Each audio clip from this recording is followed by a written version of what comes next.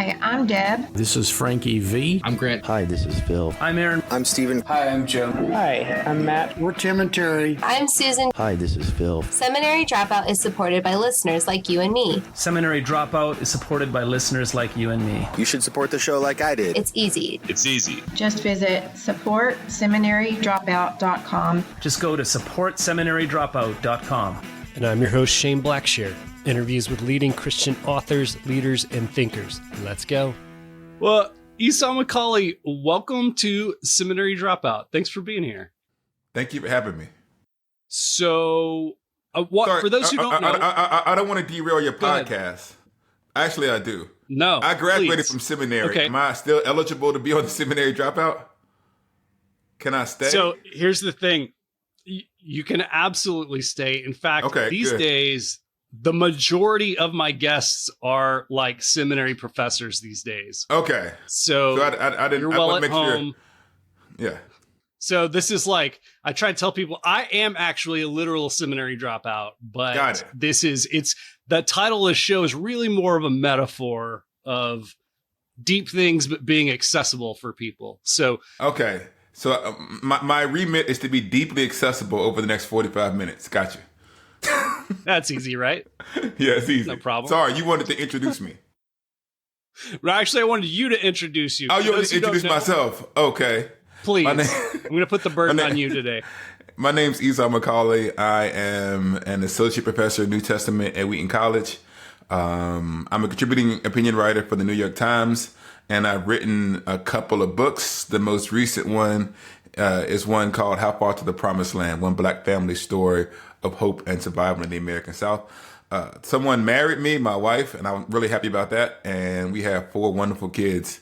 All 5 of them are probably better people than me. I'm the 6th most popular Macaulay in my house. I love it. I love it.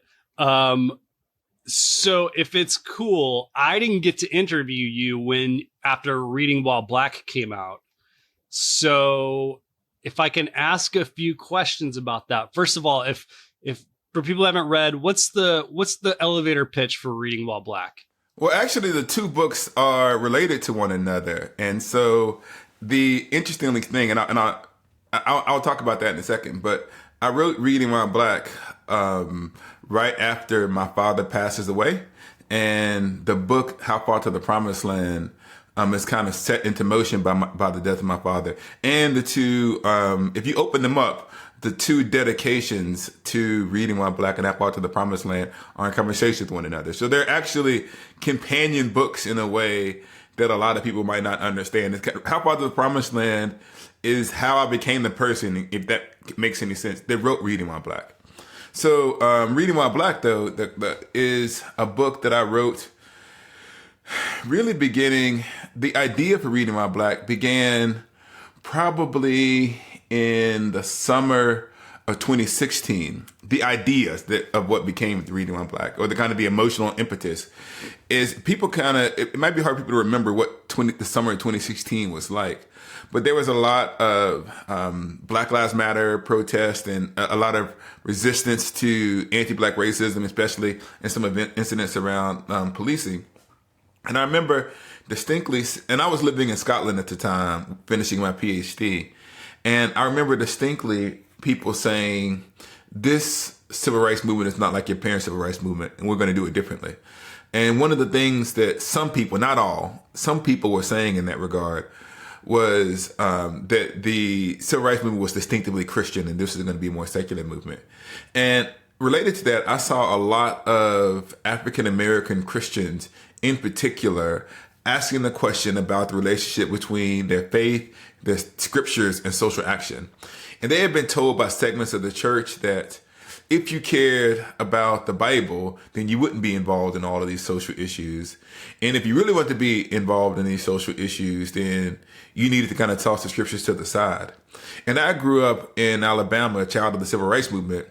a context in which faith and social action were mutually informing. And so I set out to write a book to explain how the Black church taught me to read the Bible in such a way that I saw God as a friend, not an enemy on the side of justice. And the whole idea is that you could read with the grain of the text and see God as both a liberator who cares about the things that are happening in society and a God who cared about the salvation of our souls. That what the culture had torn apart, I thought that we could still keep together. It seemed to me like Reading While Black was kind of championing a way that Black folks have read their Bibles for a long time, but maybe didn't get a lot of attention.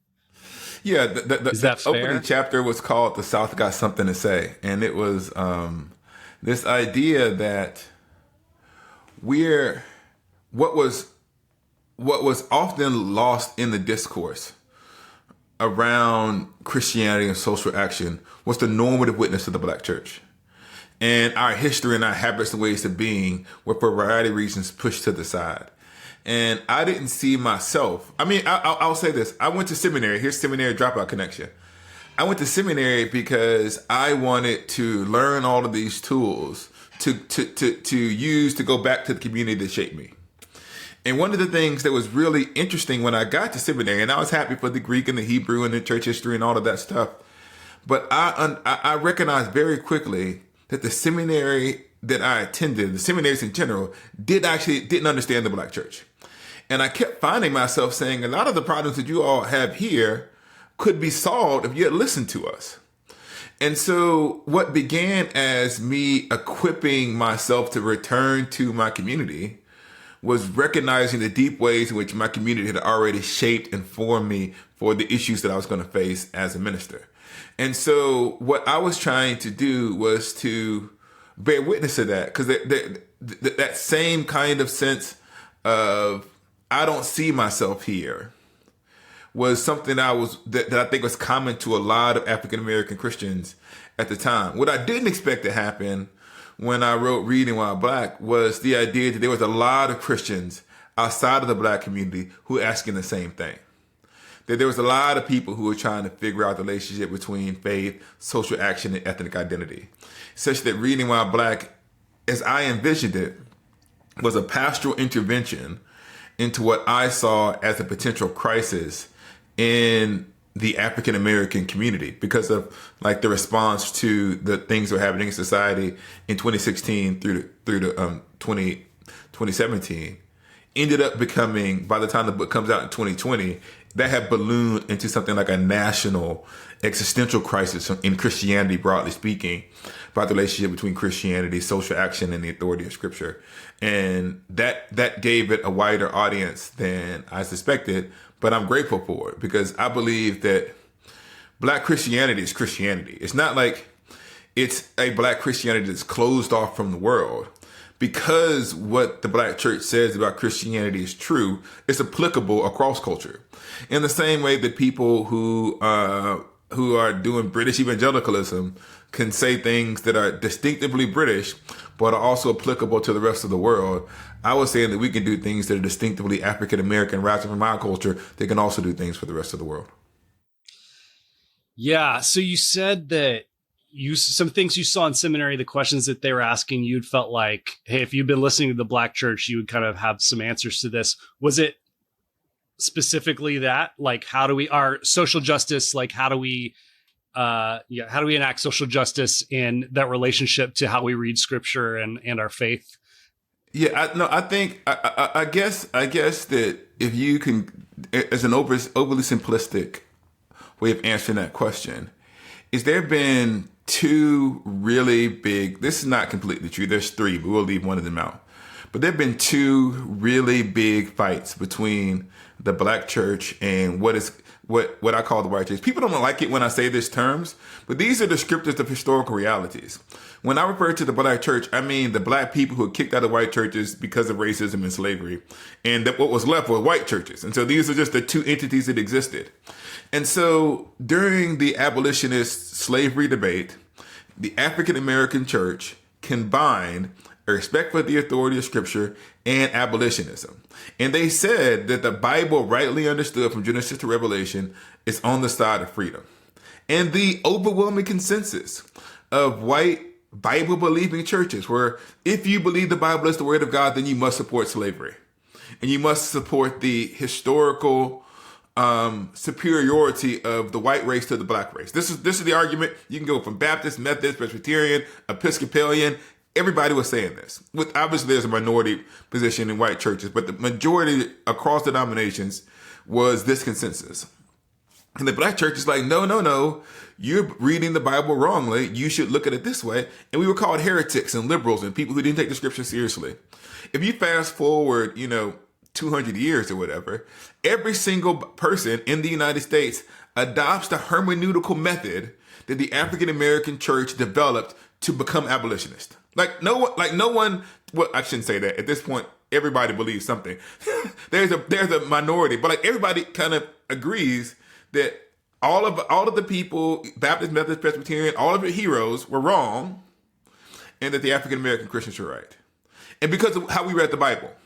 And so then you fast forward to the 1950s and the 1960s, and you have the segregation integration debate. And the overwhelming majority of Christians in the majority white churches all said, we should stay segregated. This is the consensus. And the majority of black Christians go like, no. Because what the Bible says about the image of God, and because if you do A, B, and C, we should all be together. We should all be one family. Now, you fast forward 60 years, everybody adopts the African American Christian reading. And so there is a sense in which the hermeneutical instincts in majority white churches led them to say things that are now indefensible. And what I want to say is, well, how did we actually do that? How were we reading the Bible differently? So we saw a path. Now, the other thing is, in majority white churches, the other solution was, the two paths they open up, generally speaking, was, well, one path is you have to support these things. The other one is, well, you can't keep the Scriptures and believe in abolitionism, so let's just toss the Scriptures to the side. So how did you maintain a belief in personal holiness being still important, God as liberator being important, and the Scripture still being a friend and not an enemy in the pursuit of both holiness and justice? And that was the basic thing that I was, and that way of reading Scripture, I think, still exists today, which is why, in general, the African American church combines social action with Orthodox theology in a way that is controversial in evangelicalism, that kind of rips itself apart trying to figure out how do we do these things. And I want to say there's a group of people who for the last 200 years or 300 years have been a laboratory where we figured out how these things can work together. Yeah, and I remember, it's been a little while since I read Reading While Black, but I remember you kind of outlining how for a long time, if you were a black theologian, there were your union seminaries, like your really liberal seminaries where you could get hired. Or if you wanted to really toe the line, there were some conservative seminaries they needed a token, black professor or whatever, but you had to stay within the lines. And so it gave the perception that these are the only two camps of black thought, which was not really the case. Yeah, which is what I was trying to outline in Reading While Black, was there's a world between those two extremes, and for a variety of reasons, there are people who have a vested interest in only presenting those two streams as was available to African American believers. And I was just trying to expand the palette of options. There's a bunch of paths through to faithfulness, and I was just trying to open up another path. Yeah, and you did so beautifully. I loved it. Oh, thank you. I'm surprised. It's funny. It's I got an email the other day that said, we want to invite you to come and speak about your new book, Reading While Black. And I was like, wow, that book was 3 years old. And so one of the things that I forgot about, though, this is true. I have all kinds of books that are 3 or 4 years old. on my library shelf that you all can't see. That I'm going to get to that book one day, and it's new to them, right? But like, it's funny that I wrote the book in 2017 and 2018, and for some people they're still encountering it, and it's really weird. It's almost like by the time people find out about something, you're always working on something else. The funny thing about it is, even now, you about to ask me about the current book that's about to come out, but I'm actually in my brain reading and working on my next book. So it's always weird, this kind of time loop that exists when it relates to the writing process. I wish it could be like there was a Netflix version of books where we could all binge it in one day and then talk about it. But I know that it'll be 2 or 3 years before I find out how many people actually like How Far to the Promised Land. Because the people are still asking me about it, then hopefully it's stuck with people. It takes a while. It takes a while for sure. Yep. Well, so How Far to the Promised Land, I feel like kind of the genesis of this book was when you were speaking at a panel, and the last question was, share with us the most racist thing you've ever experienced. Was that the question exactly? I may have got a little bit of the wording wrong, but it was like basically that, right? So, well, yes, in the book, the genesis of the kind of what becomes the philosophy that leads to the book is I'm sitting at it's funny, you talk about the relationship between How Far to the Promised Land and Reading While Black. So forgive me if I tell this story, but on the back of How Far to the Promised Land, of Reading While Black, there's like 2 endorsements that I've always thought were funny. Like Lecrae endorses it and N.T. Wright. I think I'm the only person who has those 2 endorsements. But I actually met Lecrae at the event that describes that opens right. How Far. He was also a panelist, right? He was so that's how I met him, and that's how we ended up endorsing the book. So, anyways, I'm on this panel with Lecrae, and we talk about race and justice in America, and they do the little thing where they give you questions from the audience. So this wasn't the host, because this is Googleable, so I don't want to be mean to the host. But the host is reading a question from the audience, and the question of the audience was, tell us about the most racist thing that ever happened to you. And the idea, I think, behind the question was an innocent one. If I tell people how bad things were, then maybe they will have some empathy and they'll kind of they'll fight racism more. And what they were actually asking me to do was to kind of exchange black trauma for justice. And I felt like there is a way in which you can tell that story of growing up in poverty and overcoming racism where you're the hero, where because I overcame all of these things, I deserve certain things. I deserve justice. And what I realized is that we were kind of taught to tell, I call it the Horatio Alger story dipped in chocolate, where like the black kid grows up in the hood, he overcomes it, and the only job of the listener is to kind of boo the racism and cheer the hero. And because I'm sitting there, the hero survives. There's no real drama. It's like when you're watching your favorite television show, if it's been renewed, it doesn't matter what they're going through. Tom Cruise was not going to die in Mission Impossible. Everybody else could die, but Tom was going to live. So like the drama is fake. And so what I wanted to do was to say, no. You don't just get to hear one small slice of the African American experience, because the other thing that happens is that people then litigate the experience. They kind of go, was that racism? Do I believe it? And so what I felt like the only authentic story that I knew how to tell wasn't simply a story of all the things that I had overcome, but a wider story about the neighborhood out of which I rose, and a questioning of why America demands that kind of exceptionalism from African Americans. In other words, I wanted to question the entire system of heroicism as the means of enacting social change. Yeah, it feels like it's kind of like a voyeurism, almost like a white people voyeurism of like, I want you to tell me this story so I can imagine it, be a fly on the wall, and then feel a certain way, and it's a feather I can put in my cap of like, I've listened, I've done the work, Yeah. And I wanted to question all of that. It's funny, like I wanted a memoir that didn't follow the standard beats of a memoir. It's kind of that, like, you know, that like the Oscar bait movie about like somebody in the inner city, like they overcome the odds, you know, and it's they make it to the professional football team or what have you, and there's a whole other story. And the crazy part about it is, and this is the hard part, that it's hard to articulate. You benefit from that story as the ethnic minority. So in other words, I know the kind of story that they want to hear. I know it because we've heard it so many times. We can even refer to the story and we all know what we're talking about. And what the reason that I had a problem with that is because there's a way in which, like, I would fit the stereotype. I grew up poor, I'm not poor anymore, those kinds of things like that.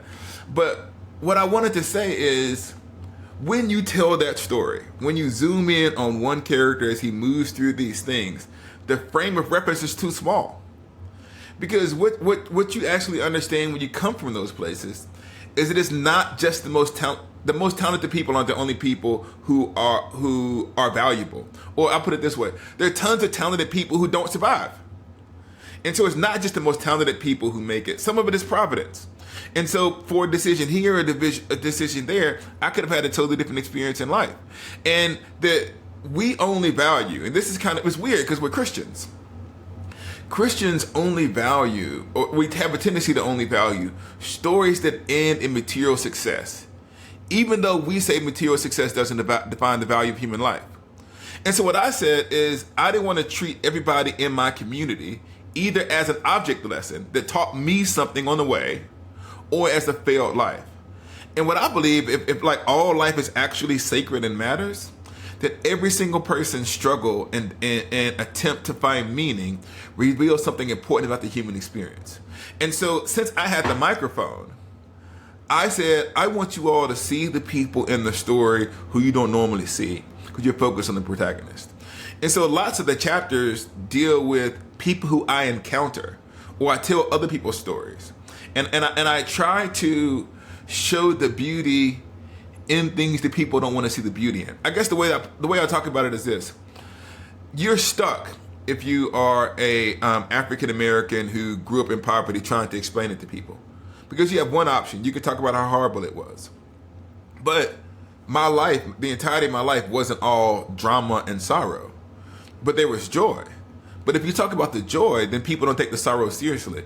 And it's that tension. It's almost like when people go to the mission field and they take these pictures with these kids and they kind of go, look, these kids, they don't have anything, but look how happy they are. But yes, they're happy because all of life isn't misery. But there's still some structural problems that led to them being in the places that they are. And like real justice involves changing those things. And so I wanted to both show the joy that was involved in the Black community, like the talent, the giftedness, the artistry, but also show the trauma that's there too. And it's somewhere in the midst of both of those things is the truth about the Black experience, at least in the South, as I encountered it. It's very similar to when an egregious and most of the time violent racist act gets caught on camera. And there's always the like, are we supposed to share this? Because it's traumatizing for people. And yet when no one knows about it, when it's not a big deal, nothing happens, you know? Like it's that catch-22, you know, like how do you get justice if no one knows about this terrible thing that happened? And think about all the trauma we're inflicting on people by broadcasting this terrible thing that happened, you know? But even beyond that, what I would say is, and this is one of the things that it's funny that you mentioned that's kind of motivating some of the writing of the book. What happens when someone dies violently is there's kind of an assessment of their life. And we say he or she had been arrested so many times, they had done these things. And we assume that because they may or may not, even whether or not any of that's true, but they were accused of things in the past. We kind of say, oh, that means that this person's life was valueless, so whatever happened to them, they deserve it. But I said, as a Christian, like the entire point of the Bible is surprising turnarounds. People whose lives seem to be going one way and they dramatically change. People like Zacchaeus. Like, what happens is Zacchaeus gets killed 3 days before he meets Jesus, and they got to go, look at Zacchaeus. He was nothing but a collaborator, a tax collector who stole money from the poor, and then he got killed by the Roman police. He got what he deserved. But 3 days later, Zacchaeus meets Jesus, and the next thing you know, Zacchaeus is saying, whatever I've taken, I'm going to return. The thief on the cross, right? He doesn't deserve anything. His whole life is nothing but crime, but he has a moment. And so for me, I want to say that there is no life that is valueless. And if someone dies before they have the opportunity to have that change, that is not less of a tragedy, it's more of a tragedy. Because what we should be thinking is, the more unfinished the life is, the more it deserves protection. And like, the idea that you protect the most broken is a profoundly Christian idea. And so what I was trying to do in parts of reading of How Parts of the Promised Land was to show these lives that you do not value, God was at work there. And I know God was at work there because I was in those communities living with those people, and I saw it. I saw their struggles. And we tend to summarize people's lives by cliff notes. And I wanted to challenge that tendency. Yeah. Well, and even beyond the, like, could someone have had redemption? Like, I mean, how many times you hear evangelicals talking about God loves you right where you are, no matter what you've done. Like, I thought our value came from the Imago Dei, which is like, cannot be earned, right? It's not earned. It's not earned. By definition. So it's really strange to go back to, like, well, if they behaved better, like, if you'd done better, maybe your life would have had some value. And what I wanted to say is, and I know that this may seem esoteric, but there is a beauty sometimes in the struggle. And what I mean by that is, there are people who are trying to find that. This is why it's called How Far to the Promised Land. There's people who are trying to find their way to God and trying to find their way out of the situation. And it feels like they just can't get there for a variety of reasons. My father is one of the main, is a character in the book who's trying to do that. And he never quite gets there. But that struggle, that desire to get there, that's compromised by 1,000 mistakes, there's something there that teaches us something about what it means to be human. In other words, you are a part of the American narrative, even if you don't wind up with the picket fence. You are part of the human narrative, even if you don't wind up in the glories of what we call the Promised Land. Your life matters. And as we examine the obstacles that we put in the way of people's flourishing, and if you read the book, you can begin to see this. Like, so we have to ask ourselves, are we a country that is comfortable with the obstacles that we put in the way of Black flourishing? So one of the other things that happens when you think about these binaries is we ask the question, is it personal responsibility or structural issues? And both of those things are treated as completely cure-alls, right? That every single injustice can be reduced to structural issues, or every single injustice can be reduced down to personal responsibility. And what I saw in my life and in the life of the neighborhood around me was both personal responsibility, the things that we did to harm one another, that the enemies weren't always outside of my community, the enemies were inside of my community. But it's also the case that some of that despair and nihilism came because of generation after generation of real oppression. And so telling that story, both of those things are front and center. That yes, we are an oppressed people, but yes, we have moral agency. And that out of that mix comes your struggle for meaning. And what is it? How do we reduce the obstacles that stand in the way of human flourishing was something I was trying to get at through the lens of story. If reading while Black is an argument through scriptural exegesis and cultural commentary, How Far to the Promised Land is an argument through story. Well, you mentioned one of the main characters in your story or in your book is your father. And, he was someone who, gosh, there was a narrative that he was born into that made him the underdog from the beginning, and kind of like set this tone for his life that he didn't ask for, that, I mean, literally just born into, and that manifested itself when you were a kid and when you were growing up, and he was dealing with his problems. Yeah. One of the things that's really interesting is that I tell the story in the order that I learn it. And so you initially meet him without any context. And then midway through the story, you get some context. So I will let the reader go into that. But I think that it's really funny because people, and maybe nobody's going to buy the book for this reason, because it's not just one thing. And so if people want just like a race book, then they're going to be disappointed. Because one way of looking at this book is an extended reflection on forgiveness and familial trauma. And one of the things that, one of the ways that I describe it when I'm looking at the book from that angle, it's almost like a what do you call it? A chimera, depending on the angle that you come at it. It's like the book opens with a prism. The book opens with the story of the Pharisee and the tax collector, because I have so many things I can say about it. But the framing device of the book is that my father dies, and they asked me to do the eulogy. And so it opens up with me learning about his life because of having to do the eulogy from him, and I didn't know him as much growing up. But the passage that I used for the eulogy, and the eulogy is actually the final chapter of the book. I can't believe they let me write a book that climaxes with a funeral sermon. I can't believe they let me do it, but I'm glad that Penguin and Mouse had that much confidence in me. They did make me edit it down, so that's not the whole thing. I can give you the whole thing if the people email me. Actually, I won't give it to you. Don't email me. Okay, anyways, what I was going to say is it opens up with the story of the Pharisee and the tax collector. You know the story in the Bible where, the Pharisee goes, I'm glad I'm not like this horrible guy. And the other guy goes, Lord, have mercy upon me, a sinner.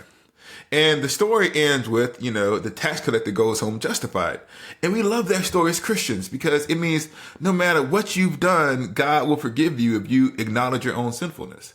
But what I like to say to people is before the tax collector walked through the door, he left a wake of trauma throughout the entirety of his life. Can you imagine being the son of the tax collector and how nobody wants to hang out with you because your dad's a collaborator? Think about all of the people who economically suffered because he was stealing from them throughout the entirety of his life. So yes, he's forgiven by God, but there's a legacy of hurt that comes from his actions, created by the way he chose to live his life before that moment. And this book, in some sense, is the story of the child of the tax collector. That what kind of trauma does these sinful decisions that someone makes have, not just on their children, but the community, the neighborhood around them? And so how do you both embrace the fact that this person finds forgiveness and you're happy about it, but that event doesn't erase that trauma? And so a significant portion of the book is me trying to make sense of the long-term implications of my father's departure from my life, and I was sent to spiraling down the economic ladder. I mean, I guess that's part of why forgiveness is so scandalous, because it can happen in the wake of a bunch of consequences and trauma, Yeah. And so it's like the doctrine of grace explained over a long narrative. And if I can be nerdy, and maybe nobody's going to buy it because it's a book about race, it's a book about forgiveness, but it's also, in a sense, a spiritual biography. What I mean by that is I think about things like The 7-Story Mountain with Thomas Merton, or I think about C.S. Lewis' Surprised by Joy. And there are these books that are kind of these classic books of Christian literature, maybe Augustine's Confessions. And these stories, although they're socially located, I've seen as quintessentially Christian, that anybody can find themselves in them. And I said, you know what I want to do? I want to write a Black surprised by joy. In the sense that you can't tell, I think it's hard to tell. I can't say you can't. It's hard to tell the story of an African-American person's journey with God without dealing with the issue of race and where God is in the context of Black suffering. And so the book is this long reflection on how do I make sense of what God is doing, given what America does to Black people? How do I make sense of what God is doing, given the distinctive disappointments of family? Like when people who are close to you, who are supposed to care for you, disappoint you, that causes a spiritual crisis. And so how do you, over time, work through those things and answer this question as best as you can? Given the things that I experienced, where was God? And so it's not that like the whole book is like an apology for being a Christian, because through most of my life, that stuff was below the surface. On my brain, in my mind, I'm dealing with whatever is in front of me. But in actuality, what's actually happening beneath the surface is I'm wrestling with questions of God. And so, yes, like it's a book about forgiveness. It's a book about finding God in the midst of all of this stuff. And it's a book about race in America. It's almost like, yeah, if Ta-Nehisi Coates and C.S. Lewis had a baby, it would be How to the Promised Land. And I'm not saying I'm as good a writer as Ta-Nehisi or C.S. Lewis, so don't come at me. These are analogies, America. You're a fantastic writer, Esau. You know, I had this weird experience reading the book, which is, I guess it's because we are so used to hearing stories about Black families situated during the civil rights movement. But where I had to keep reminding myself, you're like 2 years older than me, not 20 years older than me. Like, yeah, like it felt like it was situated then. Now, part of that is how little things have changed. You're talking about your interactions with police, you know, and it feels like something that should be more, you know, should be a story that a 60-year-old tells, not a 40-year-old tells. You know what I mean? I don't know why we believe that racism ended a long time ago. There's this amazing part of the book. Not amazing writing, but narrative. So I'm calling my grandfather. And my grandfather, I guess he's in his like teen years when Brown Board of Education occurs. And I say to him, like, how did you feel the day that Brown Board of Education happened? Because there's this image in our head that like all the Black America was waiting with bated breath. There's this picture of this girl who's sitting on the steps where the mom's reading the newspaper. And I thought, Granddad, how did you feel? And he said, we didn't have a TV. We didn't have a radio. I didn't even know. And nothing changed. And so then you actually realize that Brown Board of Education happens in 1954. And there's this thing called massive resistance, where they refuse to implement Brown Board of Education. And my mom doesn't, she graduates high school in 1979. So if you go back like 12 years, it's like 1960 something. And she starts first grade and it's integrated in first grade. And she starts in first grade and is technically integrated, but they wouldn't teach her because she was the only Black kid in the class. And so, and they had this thing, and she tells her story. It doesn't come into the book. She tells her story that there is a girl named Laura. My mom's name is Laurie. There's a white girl named Laura, and so she's going through the roles, and the white girl's named Laura, and my mom's name is Lori. And so when they go through the role, get my mom's name, and the white teacher says, no, we're not going to call you Lori because I'm not learning a Black kid's name. Your name is Laura from now on out. And so she goes by that name for like 8 years until she gets to high school or middle school, and the teacher, a Black teacher, comes in, she's reading her name, and she corrects the Black teacher and says, no, my name is Laura. And the Black teacher goes, well, no. It says here that your name is Laura. I know, but the white teacher told me I had to change my name so that I can make it easy for her. And then the Black teacher says to her, no, you have to define who you are for yourself. And so just imagine that you don't even have your name. She talks about how they did this thing at her high school where there was this kind of honor society that no Black person had ever been allowed in. It's kind of one of these kind of key honor society that helps you get into college. And even though my mom was a straight A student, they refused to let her into the society because she wasn't a fit. And that even during cafeteria and lunch and all these other things, they'd have like the entire school was integrated and segregated. She tells me this one story of how one of the popular kids at the school play a joke on a black girl. And they go to one of the like captain of the football team, whatever, invites the black girl to the dance as a joke. And the girl says yes. And she gets dressed and the day before the dance, the guy tells her that it was a joke. And so like that kind of cruelty was my mom. This is not like some 1930s. These are the 1970s. I was born in 79. And so I am the first generation in my family of someone who was raised by parents who went to integrated schools. My grandfather went to segregated schools. My mom's older sisters spent more time in segregated schools. My mom went to integrated schools that was integrated in name only. And they basically functionally half of the teachers refused to teach the black kids. My father was passed along and was never taught anything because he was good in basketball. And so this idea that and I always ask the people like, and maybe this is me rambling, I always ask this question and like, it's a real concrete question. And maybe I'll ask you this, Shane, and maybe it's an unfair question, but I'll ask you, in what year was it okay to, or I put it, in what year was it inappropriate to be publicly racist? I'm not talking about like passive aggressive dog whistles, but what year? And you could be racist in the 60s, right? You could be racist in the 70s. You could be a segregationist. You could be a racist in the 70s. You could be a racist in the 80s when they opposed the MLK holiday.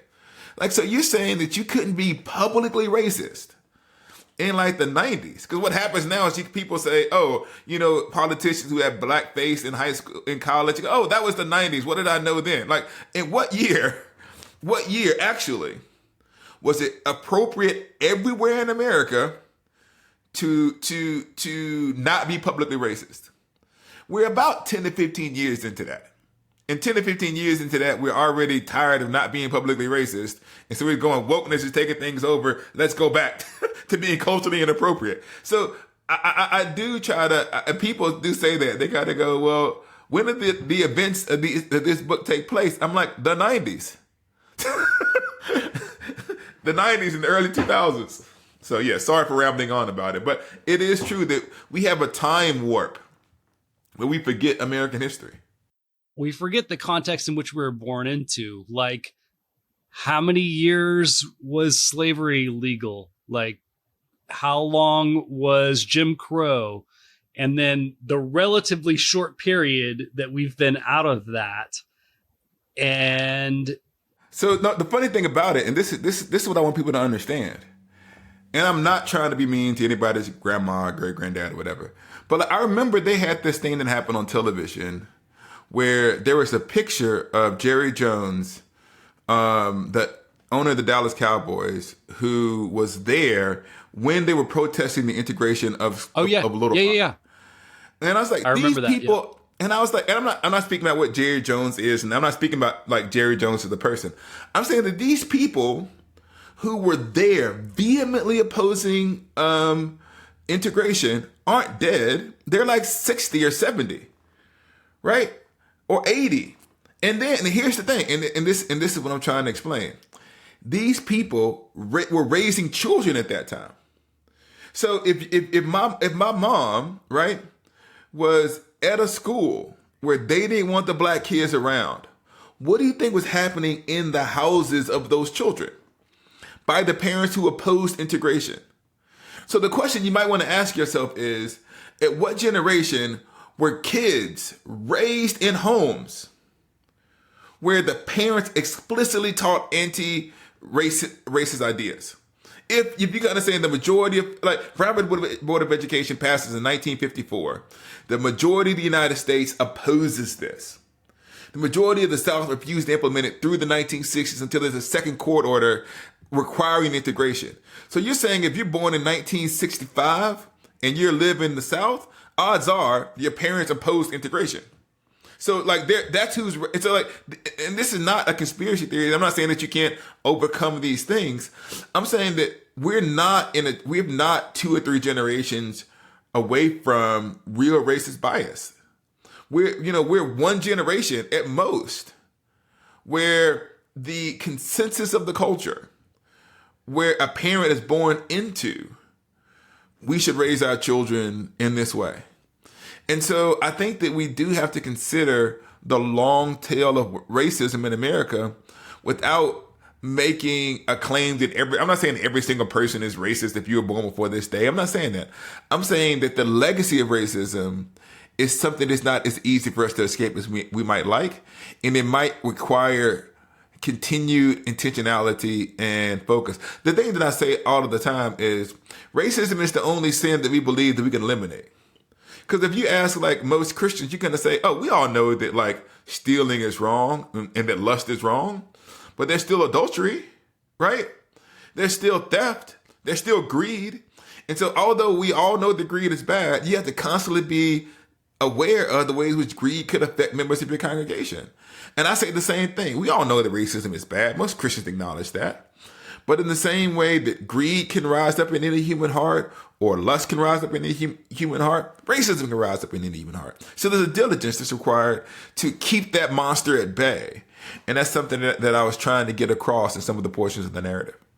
That's really good. Well, and I think also aside from the overt expressions of racism, most of us still are going to churches that are segregated, are going to schools that are segregated, live in neighborhoods that are segregated.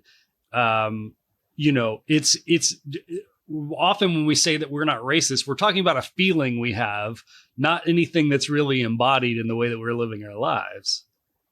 Yeah, I think that what it is hard for us to imagine is that there is a passage in the Psalms that said, "Lord, cleanse me of my secret faults." And there's a passage where Paul says, "I don't know anything against myself, but that doesn't mean that I'm thereby presumed innocent. It's like God is going to decide."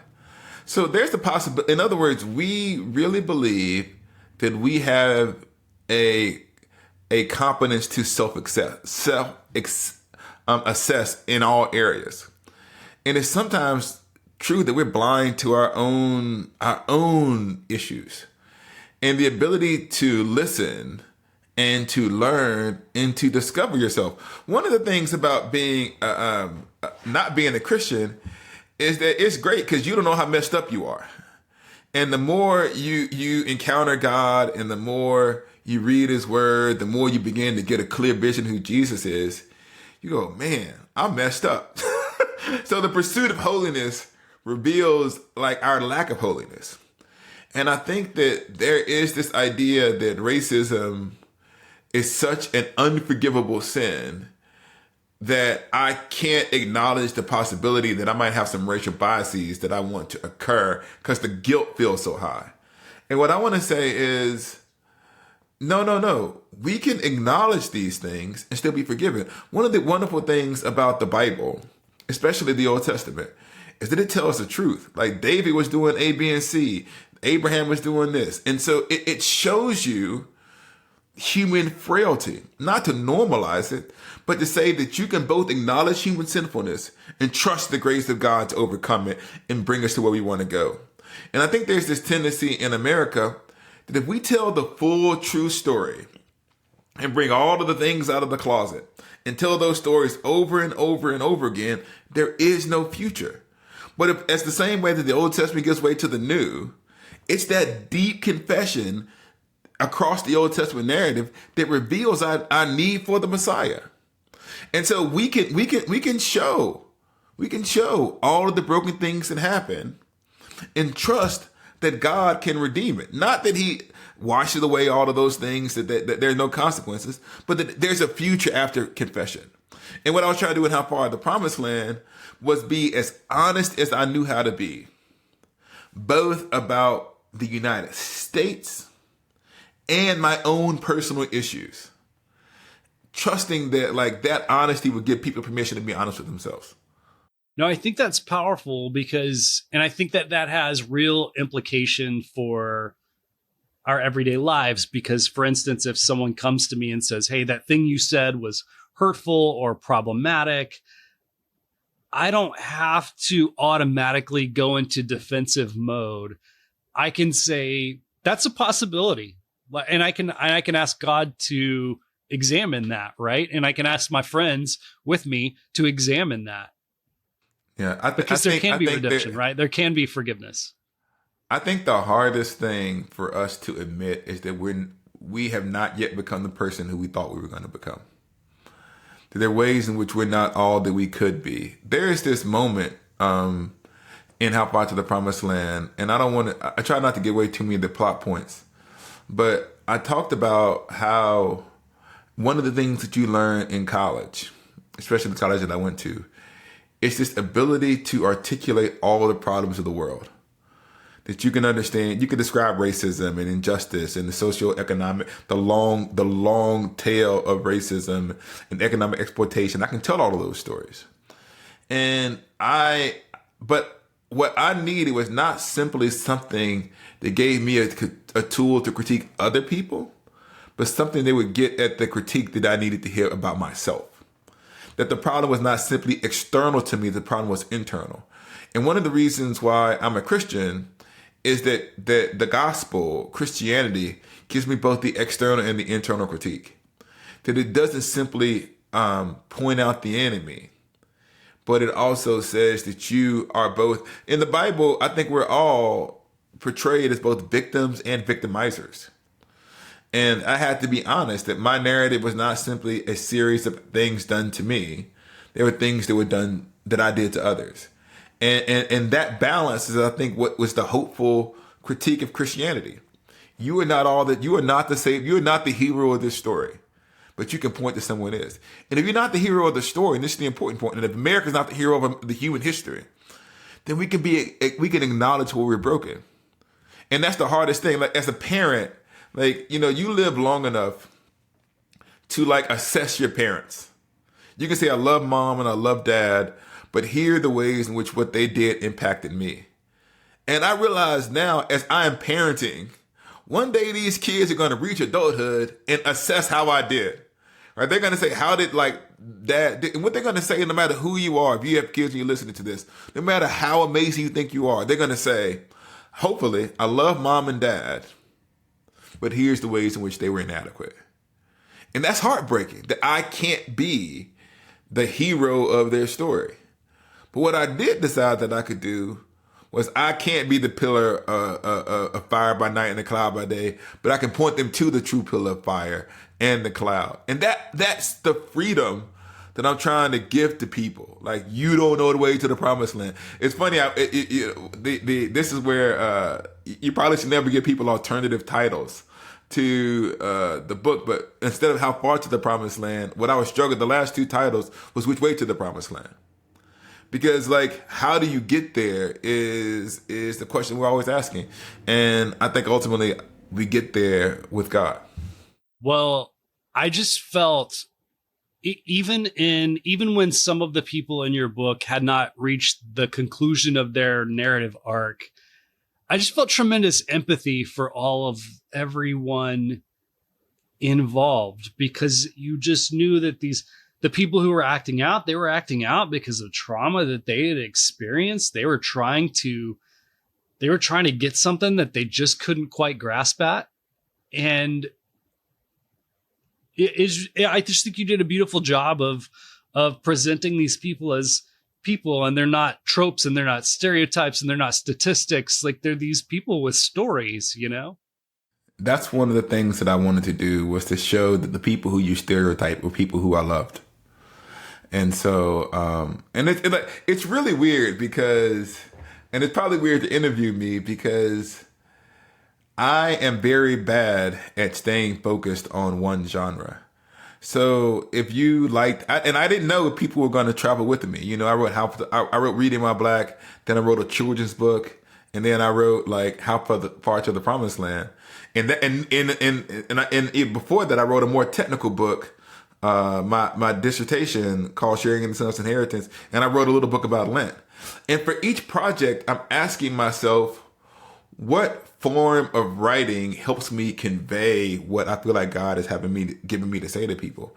And this book is a narrative that has almost no Bible in it at all. There's like the text, and so there isn't like this exegesis of scripture. And so I was afraid that people were going to say to me, what is a Bible professor doing writing a memoir at the age of 43? So if you can say, Shane, I didn't ruin it, then that makes me feel pretty good. No, you didn't ruin it at all. It was so beautiful. And the last thing I'll say about it, the way that I love that the way that you showed, there's this idea with white liberalism of like, you know, if we can make these structural changes, we can help the poor Black folks. There's also a narrative in evangelicalism that says like, we need to bring God to these people. And I think something that came forth in your book was that the Black community's got God just fine. Like, they don't need anybody from the outside to bring it in, you know? Like, God's active and at work in the places that white people are not at, believe it or not. But I think that I always call us, like, African Americans are weapons or sometimes pawns in someone else's game. And that's the perception of who we are. But we actually are characters with agency. And I don't think that we are closed off from the community of the church. What I mean by that is that as a part of the body of Christ, we care for one another. Black, white, Asian, Latino, First Nations, indigenous peoples. But we have to come together as partners. And as brothers and sisters, not as overlords and minions. And so I was not saying we don't want to be a part of the beloved community. What I did want to say is there's a distinctively Black narrative in which God is at work amongst his people. And because it is the same God who is at work, that Black story touches on the human story. And so I do hope that someone who is completely alien to the experiences in this book aren't just challenged by it and this idea that I need to be like 20% less racist or something, but that they are asking, where's the hand of providence in my life? I had no idea about what happened. Like, I had never been to Oxford when I read Surprised by Joy. And I didn't know I don't know that. I didn't know the emotional, but there was something in that narrative that was deeply human. And because of that humanity and what God was doing through that life, I could reach it. And I would pray that people would say the same thing about Hop Out to the Promised Land. That there's something human happening here and that they can reach it.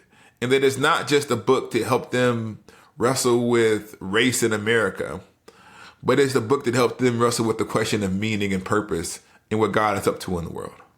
Well, I loved in the last chapter where you're talking about you're preaching at your father's funeral, and you actually, I wrote down the quote here. You said, "Do our loves and losses and decisions matter, or are they all just a collection of events that end with our passing? Resurrection infuses our lives with meaning. It suggests that who and what we are echoes into eternity." Yeah, that's powerful. It's really interesting, because that was a paragraph that I wrote for my father's eulogy, and it was written like 2017, and it became, and this is why I talk about that eulogy changed my life. Writing it changed my life. Is that paragraph is how I see humanity now. Like the way that I saw my father and the way that I made sense of his life It's the way that I make sense of all human life in light of the resurrection and why that life matters. So that paragraph, I didn't know it at the time. I was writing a book. One of the things they made me, these are deep cuts. But in actuality, in the full sermon, that part is preceded by a quote from Dostoevsky. They made me cut for space. It was from The Inquisitor. If anyone's already read The Brothers Karamazov, and like the whole issue is like he's asking this question about whether or not God exists and whether or not any of this stuff matters. And I took it from there. And then I said, the question Dostoevsky asked is raised for all of us. Does any of this stuff matter? And so I think that the resurrection is true. And therefore I think that because the resurrection is true, the resurrection runs backwards through Jesus' life, infusing everything he did with meaning. But it also runs backwards and forwards through human history, infusing every human life as the supreme drama of human existence. Whether we find God or how we find God in our journey through life is the question. And that's what I got at in the eulogy. And I think, man, that is the beauty of the cross and the resurrection, is that infusion of meaning that it gives to everyone, to the stories that we will never hear, to those people that you feel like were a wasted life. There is no wasted life in the economy of God. And I think that's such a beautiful thing. No, thank you. You got the theme of the book. Maybe you don't have to, no one has to read it. You know it now. Every life matters. No, yeah. No one listened to him. Go out and buy this book. Oh, man. Well, Esau, this has been so good to talk with you. Hey, you mentioned earlier, you're already moving on to a different project. Can you give us any kind of preview or hint to what you're working on these days? Yes, I'm working on my next book. That's fine. The Bible, Slavery, and Abolition. Is that going to be more academic or? Who knows? It depends. I feel like if I put this out on the internet, people are going to ask me to come sign a contract for it. I'm still in the early processes of deciding whether or not I'm going to do an academic version or a trade version. Right now, it's leaning towards a return to the academy before they kick me out. So it may be a university press book, but it may also be a trade book. I haven't decided. All right, cool. Well, I'll look forward to that one. Esau, so good, man. Thank you so much for taking the time. I really appreciate it. Thank you for having me. I had a great time having this conversation, and I'll come back soon.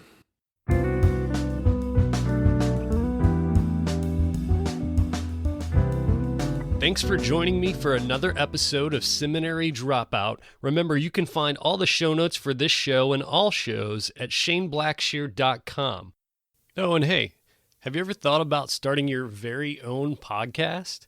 I bet you have. And I think you should do it. In fact, I've created a course just for you to teach you everything that I've learned over the last couple of years producing Seminary Dropout. So if you're interested in podcasting and want to learn how, go check out my course. You can go there by typing in podcastingforeveryone.org. And you can get a special discount by typing in the discount code Seminary Dropout, all one word. That'll give you 25% off. So go check it out. If you have any questions, let me know. Okay. Thanks to those that left ratings and reviews on iTunes this week. Remember, that keeps the show front and center. Also, remember, you can find me on Twitter at beardonabike. That's at beardonabike. Also, I'm on Facebook, facebook.com/ShaneBlackshear123. And remember that Seminary Dropout is listener supported. You can visit supportseminarydropout.com and press Become a Patron. Remember, this music you're listening to right now is by D.L. Rossi. You can find him online on iTunes and at dlrossi.com. All right, thanks again for joining me for another episode of Seminary Dropout. Stay tuned for next week's episode. Love you. Take care.